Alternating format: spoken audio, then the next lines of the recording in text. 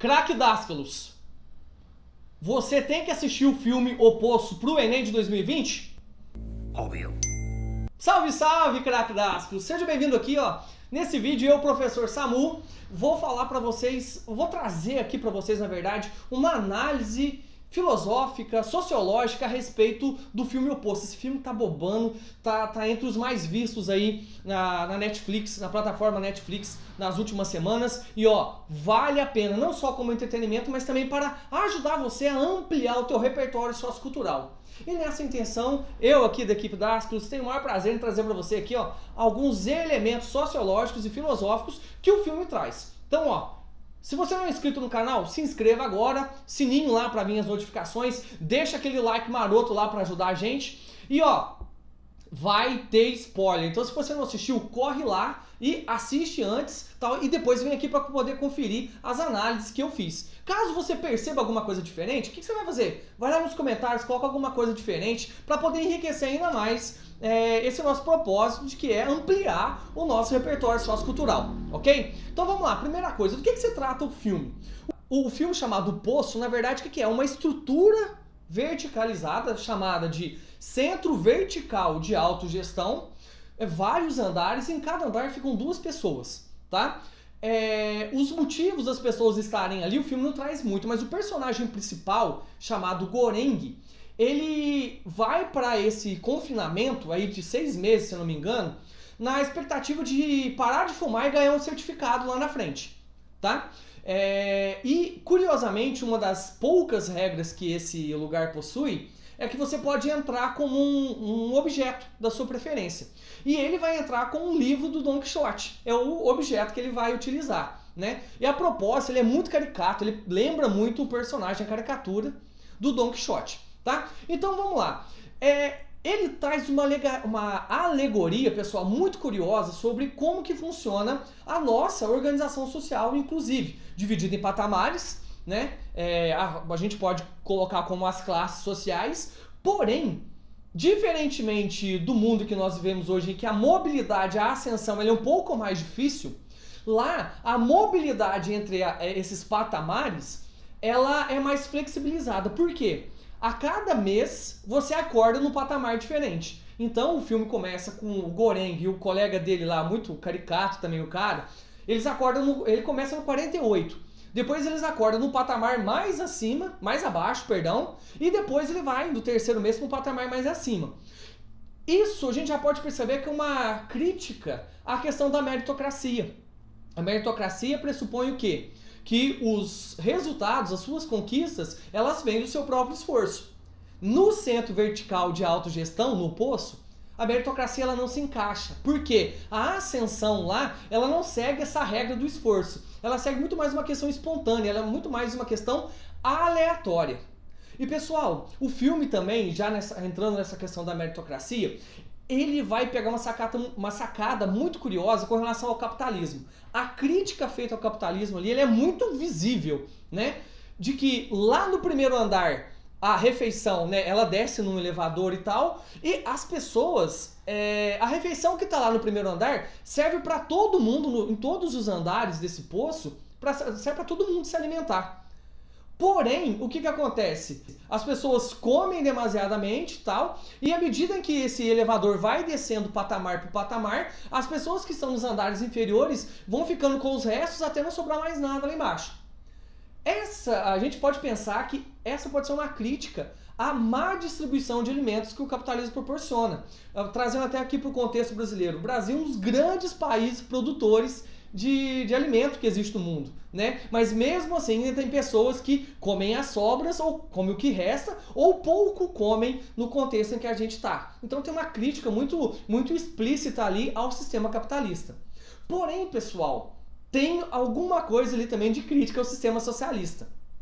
Em determinado momento do filme, o Goreng, ele é um cara muito idealista, né? A gente pode perceber ali no filme que tem um conflito muito grande entre idealismo e realismo, né? Ele é um cara muito idealista, ele leva o livro do Don Quixote, né? Outro cara também, né? Aí, se você não percebeu isso, tem que perceber também, certo? Aí o que acontece? Ele tem a seguinte ideia: de convencer as outras pessoas mais abaixo. Eu vou falar um pouquinho a respeito da colega dele de andar, de patamar nesse momento, mas quando ele tem esse propósito de conscientizar as pessoas de uma melhor distribuição dos alimentos, lembrando que os alimentos lá servem, é suficiente para todo mundo, a alimentação fornecida. Uma alimentação luxuosa, inclusive, em que tem até a comida preferida, predileta de cada um, né? Quando ele vai para os andares inferiores para poder conscientizar as pessoas, ele acaba batendo muita gente nesse propósito. Até que chega lá um sábio, né, a voz da verdade, e ilumina a cabeça dele. Vamos pensar assim, uma crítica ao socialismo, que nessa tentativa de talvez distribuir melhor a situação, muitas pessoas acabam morrendo, né? Não só é uma crítica muito velada aí ao sistema socialista, tá? Isso, pessoal, fazendo um link já da reflexão sociológica para a reflexão filosófica, até o diretor do filme falou um pouco disso, eu peguei uma entrevista dele para poder produzir esse vídeo, e ele fala que ele quer revelar o quê? Uma degradação do ser humano. Aí a gente pode pensar lá nos filósofos humanistas, valorizando o ser humano, valorizando a dignidade do ser humano. E essa reflexão sobre valorização da humanidade, ela se encaixa muito bem nos dias de hoje. Repara para você ver quando aconteceu, quando foi declarada essa quarentena, as pessoas correndo para ir no supermercado, estocar alimentos, aquele pessoal saindo com aquele monte de comida, aquele mundo de papel higiênico dentro do carrinho de compras e tal. E as pessoas que, porventura, né, não tinham dinheiro naquele dia ali para poder, ou poderiam ir no supermercado vários dias depois. Essas pessoas ficaram sem. Então, essa questão de valorização da humanidade, ela fica muito evidente, faz muito sentido nos dias de hoje, tá?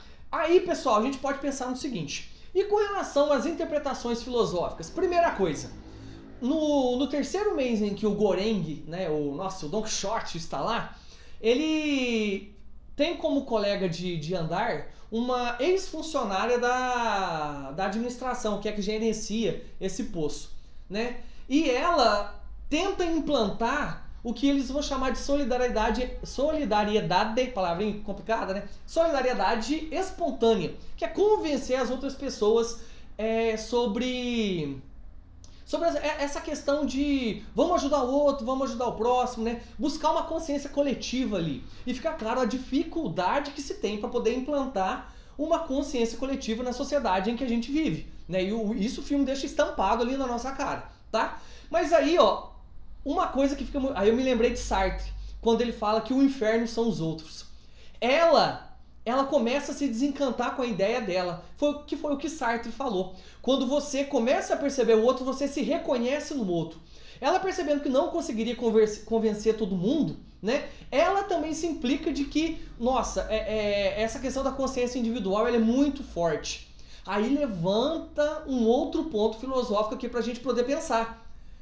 O estado de natureza para Thomas Hobbes, onde as pessoas estavam lá num contexto em que todas lutavam pela sua sobrevivência, né? A busca pela autopreservação era muito grande, que levava a uma espécie de guerra civil. E é isso que o filme trata, né? As pessoas lutando pela própria sobrevivência num estado muito primitivo, né? A gente pode pensar, caramba, o Estado é necessário mesmo nessas horas? Tem horas que o Estado é realmente necessário para poder colocar ordem, para poder fornecer segurança para as pessoas. O que Thomas Hobbes falou? O homem é o lobo do homem. Presta atenção no Goreng. Se você não presta atenção nisso, presta atenção. O Goreng, ele chegou lá todo idealista. No segundo mês, ele já começa a matar outras pessoas, porque a sobrevivência fala mais alto. Então, nesse ponto, a teoria de Thomas Hobbes, a sua teoria contratualista, né, faz muito sentido. Porque num estado primitivo, num estado de natureza, em que há uma ausência de um estado maior, tanto que chama lá autogestão, em que as pessoas regulam-se a si mesmas, o homem é o lobo do homem. E como é que o filme termina? Com a grande polêmica tal e tudo mais. O filme vai terminar como? Uma criança aparece lá, eles vão lá pro andar 333, né? Eles encontram uma criança lá. O que eu pensei, o que eu refleti? Duas coisas aqui que eu quero trazer para a nossa reflexão, para finalizar inclusive o nosso vídeo. Nietzsche falava que nessa busca de evolução do espírito nós tínhamos que nos tornarmos como crianças. Porque as crianças, elas estão além do bem e do mal e elas são capazes de criar novos valores. E isso fica muito visível ali no roteiro do filme, em que ela é a salvação. A criança ela é a portadora de uma mensagem de salvação, de melhora daquela condição ali, né? Então, ó, pensei ali na ideia nietzschiana, né, que a criança, ela é a portadora, ela é a única instância capaz de levar-nos a criarmos nossos novos valores numa sociedade degradada, né, que é a crítica que Nietzsche faz. E por fim, eu pensei na teoria de Jean-Jacques Rousseau, na sua teoria contratualista, a teoria do bom selvagem, porque a menina, ela estava lá no final do poço, sem contato com muitas pessoas, sem contato com ninguém praticamente, né? Aí você pode perguntar como é que ela comia, como que ela se alimentava. Isso não vem ao caso, mas pensa o seguinte: ela era uma criança, ela estava na pureza, totalmente inocente, ingênua, né? Aceitou de bom grado ali a panacota maravilhosa, que prato mais bonito aquele ali, né? O que Jean-Jacques Rousseau falava? Que o ser humano nasce bom, porém a sociedade o corrompe. A teoria do bom selvagem fica implícita ali na ideia daquela menina, porque ela não tinha contato com a estrutura toda acima, por isso ela não se corrompeu. Então, ó, são questões para a gente poder pensar, questões para a gente poder dissertar, até mesmo viajar, né? Aqui pensando que o ser humano é egoísta por natureza, a sociedade nos corrompe, a meritocracia, ela é realmente possível, ela é válida, né? O capitalismo é a melhor saída, o socialismo é a melhor saída. São todas as reflexões, todas perguntas que ficam o seguinte desafio. Responda aí no comentário pra gente, que vai enriquecer muito os nossos estudos aqui, se preparando para o Enem. Gostou desse tipo de vídeo? Então, ó, vou propor um desafio para você que está assistindo. No final, coloca mais algum filme aí que você acha interessante e que é uma reflexão filosófica ou sociológica sobre ele. Tá ok? Então, ó, forte abraço, continua aqui com a gente, porque nós do Dascalos estamos, ó, nos empenhando muito para fornecer um material de qualidade para você, ok? Forte abraço e, ó, aqui é Dascalos.